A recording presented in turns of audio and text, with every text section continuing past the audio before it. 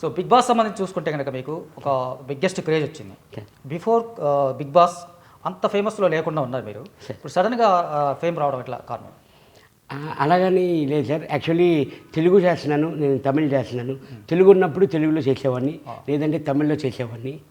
నాకు అప్పుడు ఆ ఫ్రేమ్ ఉండడం బట్టే నన్ను బిగ్ బాస్ పిలిచారని నేను అనుకుంటున్నాను సార్. ఫేమ్ ఎలాగో మీకు ఎలాగో ఖచ్చితంగా ఉంటుంది. కాకపోతే ఆర్టిస్ట్ పరంగా కూడా కొంచెం డల్ అయినట్టుగా ఉంది. కొంచెం 2000 మనకు 19 ఆ తర్వాత నుంచి కూడా కొంచెం కోవిడ్ కావచ్చు, మస్ట్ అవును సార్.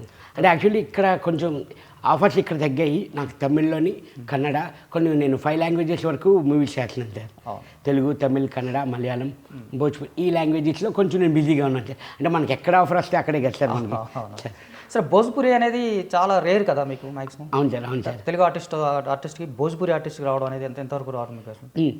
అంటే ఎంతవరకు రావడం కరెక్ట్ అని అంటున్నారు? కరెక్ట్. అంటే ఇప్పుడు మనకు వచ్చిన ఆఫరు ఇప్పుడు జనరల్గా చాలామంది ఉన్నాం సార్. తెలుగు ఇండస్ట్రీలో మనం చాలామంది ఉన్నాం.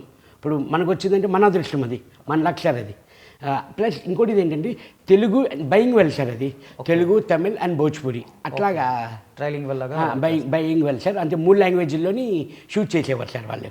Okay sir. అంటే మామూలుగా తెలుగు ఆర్టిస్టులు కానీ లేదా తమిళ ఆర్టిస్టులు కానీ వీళ్ళెవరు భోజ్పూరిలో కనపడడం అనేది చాలా రేర్గా కనిపిస్తూ ఉంటారు. సో మీరు భోజ్పూరిలో చేయడం అనేది ఒక మంచి ఆపర్చునిటీ అనుకోవచ్చు. అవును సార్, అవును సార్. Plus point.